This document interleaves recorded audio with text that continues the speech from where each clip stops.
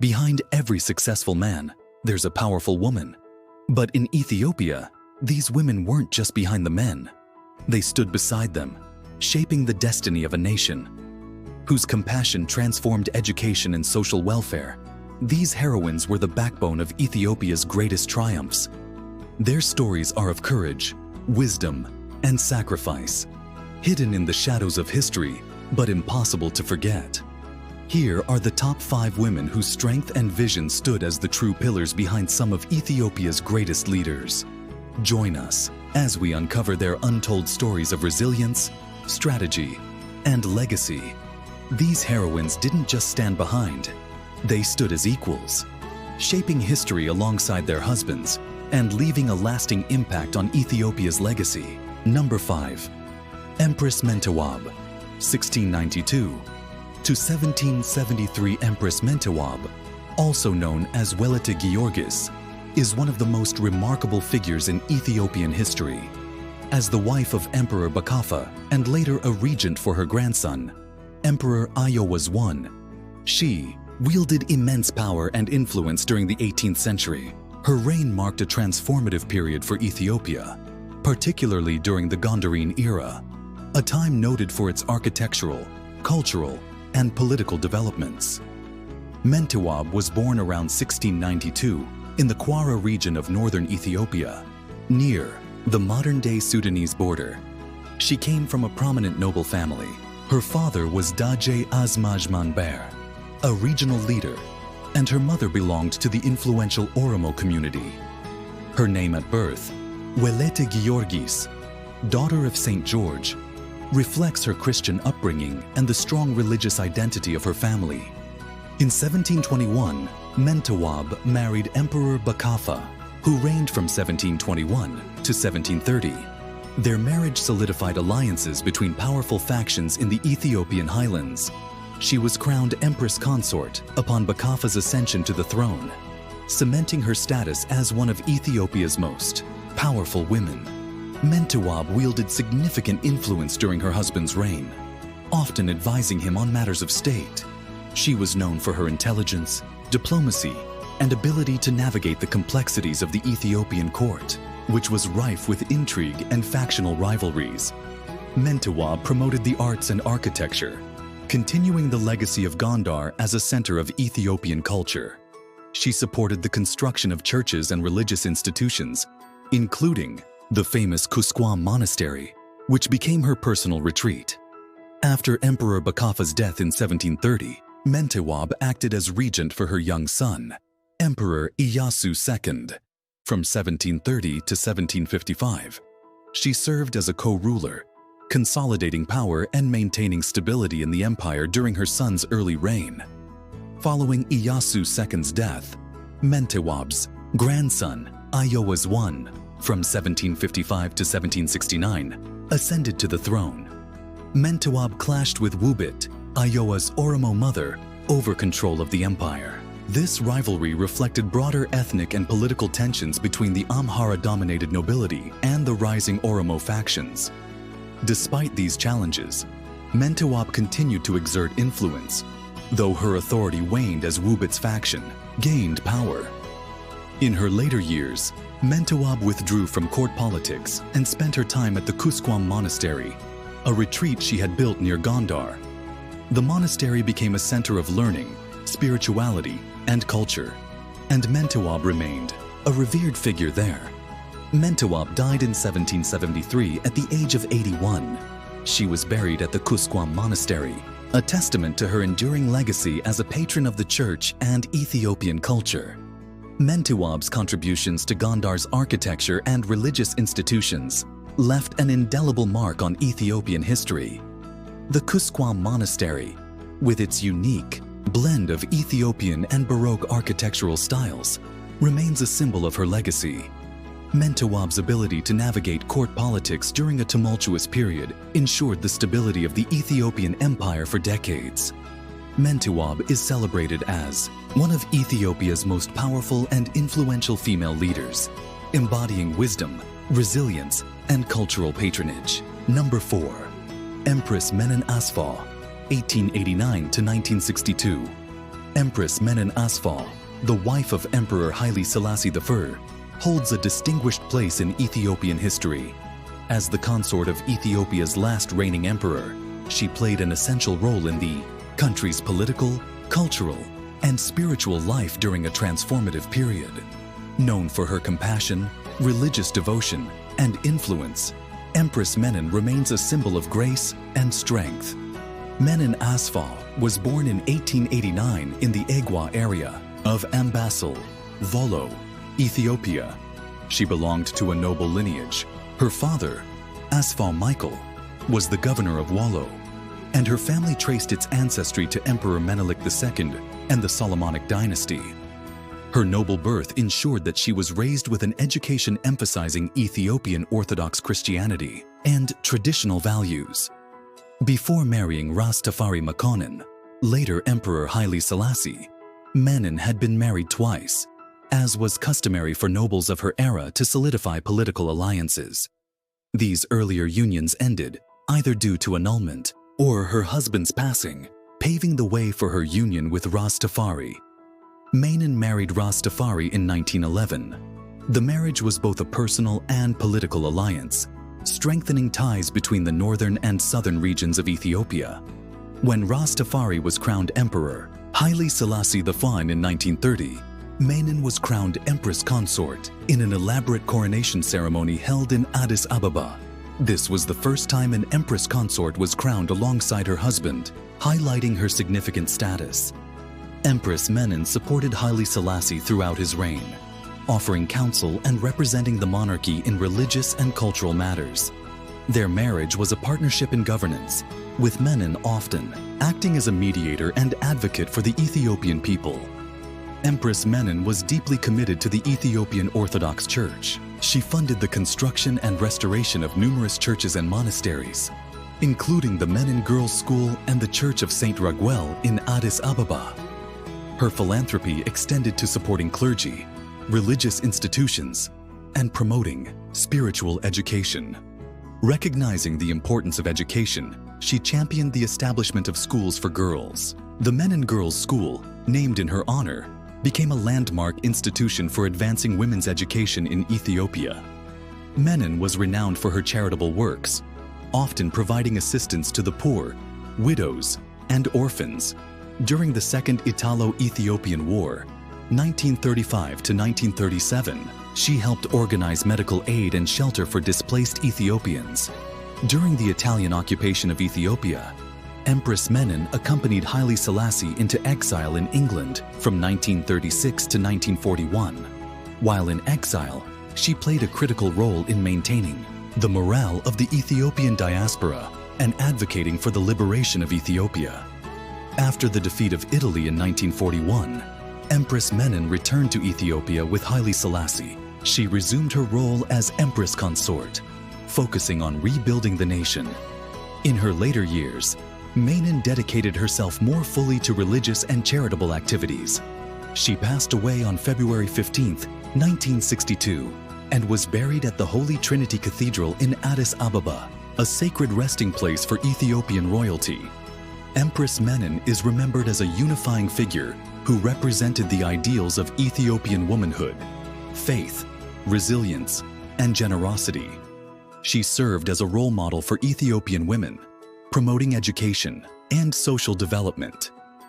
Among the Rastafarian movement, Empress Menen is revered as a spiritual figure, regarded as an embodiment of wisdom and divinity. Her legacy lives on through the schools, churches, and charitable organizations she founded. The Menen Girls' School continues to stand as a testament to her vision for empowering women. Number 3. Woizero Silas Dimtsu, mother of Emperor Johannes IV, 1837 to 1913. Woizero Silas Dimtsu was the mother of Emperor Johannes IV, one of Ethiopia's most significant and revered leaders. Although she did not hold a formal political title, her influence as the mother of a unifying monarch and her connection to Ethiopian nobility played a critical role in shaping her son's legacy. Silas Dimtsu was born around 1837 in the Tigray region of northern Ethiopia, likely near Enderta or Mekelle. She came from a prominent noble family with strong ties to the Ethiopian Orthodox Church and the regional aristocracy. Her lineage reflected the historical importance of Tigray in Ethiopian political and religious life. Silas married Dej Azmaj Mircha Woldakiden, a regional nobleman in Tigray, known for his strong leadership and ambition. Together, they had several children, the most notable being Kasa Mircha, who would later ascend the throne as Emperor Johannes IV. Silas Dimtsu played a significant role in raising her son Kasa. She ensured that he received a proper education, particularly in the teachings of the Ethiopian Orthodox Church. Her emphasis on faith, discipline, and leadership profoundly influenced Kasa, who would carry these values into his reign. As Kasa Mircha rose to prominence, Silas provided moral and possibly logistical support. Her noble background gave Kasa legitimacy and connections that were crucial in his struggle to unite Ethiopia under his rule. Although Silas Dimtsu did not wield formal political power, she was a respected matriarch within the court of Johannes IV. Her presence was symbolic of the emperor's noble lineage and served to reinforce his legitimacy among the northern nobility. Silas was deeply devout and likely involved in charitable works, particularly supporting the church and local communities. Her piety and association with the Orthodox Church bolstered her son's close relationship with the clergy, a cornerstone of his reign. After Kasa Mircha became Emperor Johannes IV in 1872, Silas Dimtsu lived a life of dignity, respected as the emperor's mother. She witnessed the major events of her son's reign, including his efforts to unify Ethiopia and his defense against foreign invaders. Woizero Silas Dimtsu passed away in 1913, long after the death of her son Johannes IV in 1889. She was buried in Tigray, likely in a church or monastery, reflecting her devout faith and noble status. Silas Dimtsu is remembered as a symbol of maternal strength and guidance. Her influence on Johannes IV's character and values contributed to his reputation as a unifier and defender of Ethiopia. While her role was largely supportive and behind the scenes, her presence in the imperial court reinforced the continuity of Ethiopia's noble traditions. Her piety and support for the Orthodox Church are part of her enduring legacy, especially in Tigray, where she is remembered with respect. Number 2. Queen Eleni, wife of Emperor Zara Yakub. Queen Eleni, also known as Queen Eleni of Ethiopia, was one of the most prominent and influential royal figures of the 15th century Ethiopian Empire. She served as the wife and advisor to Emperor Zara Yakub, 1434 to 1468. One of the most transformative rulers in Ethiopian history, Queen Eleni's intelligence, political acumen, and devout religious faith made her a powerful force in the Ethiopian court and left a lasting legacy on the Ethiopian Orthodox Church and the empire's governance. Queen Eleni was likely born in the early 15th century, circa 1410, into an influential noble family, possibly with ties to Ethiopia's Christian elite. She was raised in a devout household that emphasized the teachings of the Ethiopian Orthodox Church and the cultural traditions of the Solomonic dynasty. Eleni became one of Emperor Zara Yakub's queens. The emperor, known for his administrative reforms and religious zeal, relied on her intelligence and diplomatic skills. Their union solidified alliances between the monarchy and the regional nobility. Queen Eleni, as the consort of Emperor Zara Yakub, occupies a significant place in Ethiopian history for her multifaceted contributions to politics, religion, and cultural development during the 15th century. Emperor Zara Yakub's reign was marked by sweeping reforms aimed at centralizing power, eradicating heresy, and strengthening the Ethiopian Orthodox Church. These reforms often sparked tensions with regional nobility and non-Christian communities. Queen Eleni is interpreted as a stabilizing force, tempering the more authoritarian tendencies of Zara Yakub and working behind the scenes to mediate disputes between the emperor and the nobility. Her diplomatic skills likely helped mitigate the backlash to Zara Yakub's strict policies, ensuring the reforms did not fracture the empire. Queen Eleni's devout faith made her a prominent supporter of the Ethiopian Orthodox Church, reinforcing its authority during a time of doctrinal challenges. Historians see her as a patron of orthodoxy, funding the construction of churches and monasteries while promoting religious education and liturgical traditions. Her role in advocating for theological discussions and councils suggests she was an intellectual ally in the emperor's fight against perceived heresies, such as the debate over the Sabbath. Queen Elene's active participation in court politics challenges traditional perceptions of women's roles in Ethiopian history. Her involvement in political decision-making and influence over imperial policy positions her as a trailblazer for female leadership, setting a precedent for later influential Ethiopian queens and empresses, such as Empress Mentawab and Empress Taitu Betul. She demonstrated that women could wield power not only as consorts, but as trusted advisors and policymakers. Queen Eleni was deeply involved in the political and religious policies of Zara Yaqob's reign. Her counsel was instrumental in the emperor's efforts to centralize power and strengthen the role of the Ethiopian Orthodox Church. She acted as an intermediary between the emperor and the nobility, advocating for policies that promoted unity and stability. Zara Yaqob's reign was characterized by tension between central authority and regional powers, particularly the Oromo groups and Christian Highland nobility. Queen Elene's role as a diplomatic bridge likely involved mediating between these factions, ensuring that the empire remained unified despite internal rivalries. Her ability to navigate the complexities of court politics demonstrates her skill as a tactician and a peacemaker.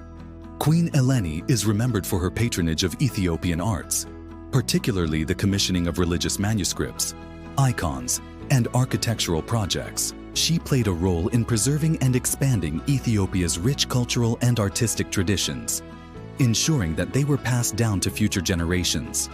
Her contributions to church construction and decoration are seen as vital to the cultural flourishing of the 15th century, aligning with Zara Yaqob's vision of a unified Christian empire.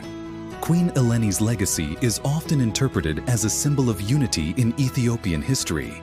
She epitomized the fusion of political power and religious devotion, working to align the monarchy with the church while fostering harmony within the empire.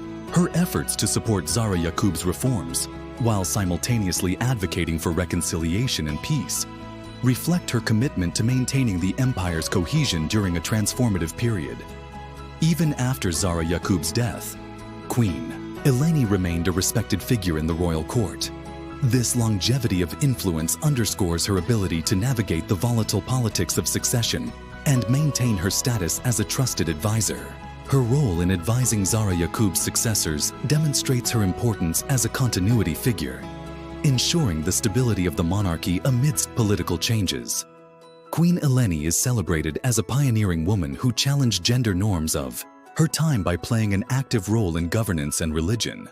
The Ethiopian Orthodox Church regards her as a model of piety and patronage, emphasizing her contributions to its institutional strength. Historians highlight her as a key figure in the consolidation of the Ethiopian state during Zara Yaqob's transformative reign, focusing on her diplomatic and cultural achievements.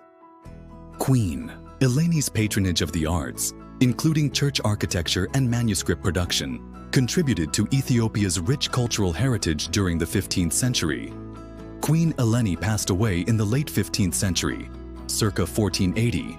She was likely buried in a church or monastery, reflecting her devout faith and contributions to the Ethiopian Orthodox Church. Eleni's legacy lies in her ability to navigate the complexities of 15th century Ethiopian politics and religion. She is remembered as a queen who balanced her role as a devout Christian with her responsibilities as a political leader, leaving a lasting impact on Ethiopian society and culture. Her life serves as a testament to the pivotal role of women in shaping Ethiopia's history. Number 1. Princess Roman work. Haile Selassie, 1912 to 1940, was the eldest daughter of Emperor Haile Selassie I and a prominent member of the Ethiopian imperial family.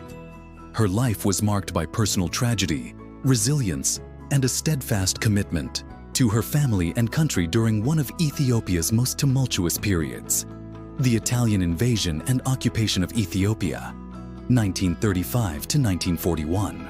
Princess Roman Work was born in 1912 in Harar, Ethiopia, to Ras Tafari Makonnen, later Emperor Haile Selassie I, and Woizero Altayesh, one of his wives.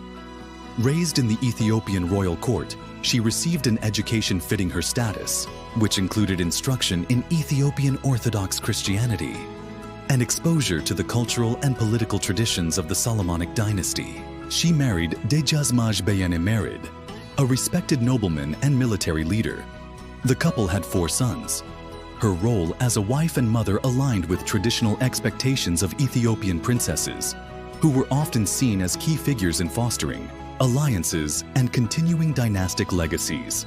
As the wife of Dejazmaj Beyene Merid, an influential military leader, Princess Roman Work was actively engaged in supporting the Ethiopian resistance. She served as a moral and logistical anchor for her husband's forces. Princess Roman Work's involvement in the resistance against the Italian occupation demonstrates her dedication to Ethiopia's sovereignty and the royal family's pivotal role during one of the country's darkest periods. Although her contributions often remain overshadowed by prominent male figures, her steadfastness and sacrifices highlight the essential yet understated participation of Ethiopian women in the national struggle. As the wife of Dejazmaj Beyene Merid, an influential military leader, Princess Roman Work was actively engaged in supporting the Ethiopian resistance. She served as a moral and logistical anchor for her husband's forces. Women in similar positions often played key roles by organizing supplies, managing communications, and acting as intermediaries between resistance groups. Although there is limited documentation of her direct actions, it is highly likely that she contributed to rallying local communities to support the resistance. As Emperor Haile Selassie's daughter, Romany Work's presence in Ethiopia during the invasion symbolized the royal family's enduring commitment to the nation. Her decision to stay in Ethiopia, rather than accompany her father into exile, reflected her dedication to fighting for Ethiopia's sovereignty despite the dangers. Roman Work's capture by Italian forces was a calculated move by the Italians, who sought to undermine Ethiopian morale by detaining prominent members of the imperial family. Her imprisonment became a powerful propaganda tool for the Italians, but it also galvanized Ethiopian resistance fighters who viewed her suffering as emblematic of the broader struggle against colonial oppression. Even in captivity, Romany Work's dignified presence and unbroken spirit were said to inspire fellow prisoners and those aware of her plight. She became a symbol of resilience, representing the sacrifices that Ethiopian leaders and citizens endured during the occupation. The Second Italo-Ethiopian War, 1935-1936, during Mussolini's invasion of Ethiopia, Princess Roman Work remained in the country while her father, Emperor Haile Selassie, went into exile in 1936. Her husband, Dejazmaj Beyene Merid, led Ethiopian resistance forces against the Italian occupation, and Romany Work supported his efforts while enduring the hardships of war. In the aftermath of Ethiopia's defeat, Roman Work was captured by Italian forces alongside her sons. She was later deported to Italy, where she was held under house arrest. Her captivity reflected the Italian strategy of targeting Ethiopian nobility to demoralize resistance efforts. Roman Work endured harsh conditions during her captivity, as well as the emotional pain of separation from her family and homeland. Despite her circumstances, she remained steadfast in her loyalty to her father and Ethiopia, becoming a symbol of resistance and dignity. Princess Roman Work died in 1940 during her imprisonment in Italy. The exact circumstances of her death remain unclear, but it is believed she succumbed to illness exacerbated by the harsh conditions of captivity. Her death was a profound loss for her family, particularly Emperor Haile Selassie, who mourned her deeply. As the eldest daughter of Emperor Haile Selassie, Romany Work's life and sacrifices are a testament to the personal costs borne by the imperial family during Ethiopia's struggle for independence. Her legacy, contributing to the preservation of Ethiopian history and culture. Roman Work's story highlights the often overlooked contributions of women in Ethiopia's resistance against colonialism. She is celebrated as a role model for Ethiopian women, embodying courage, resilience, and devotion to her people. Princess Roman work is remembered as a symbol of Ethiopian resilience and sacrifice during the Italian occupation. Her unwavering loyalty to her family and country, even in the face of adversity, exemplifies the strength and dignity of Ethiopian nobility. Even in captivity, Roman work's dignified presence and unbroken spirit were said to inspire fellow prisoners and those aware of her plight. She became a symbol of resilience, representing the sacrifices that Ethiopian leaders and citizens endured during the occupation. Thank you for joining us on this journey through the lives of Ethiopia's extraordinary queens, the true architects of history. Here on Tales of Ethiopia, we uncover the stories that shaped a nation and inspired generations. But there's so much more to explore. Who were the other hidden heroes of Ethiopian history? What secrets lie in the untold corners of our past? Make sure to like, subscribe, and hit the notification bell so you never miss a chapter of these incredible tales. Stay tuned, because the next story might just be the most fascinating yet. Only on Tales of Ethiopia. A culture so rich, our souls twine. Unity and diversity is our creed. A tapestry of traditions the world needs. Our heritage, a beacon shining bright, guiding us through day and night.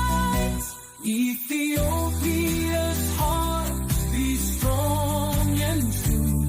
Our roots run deep, skies brilliant blue. From lush green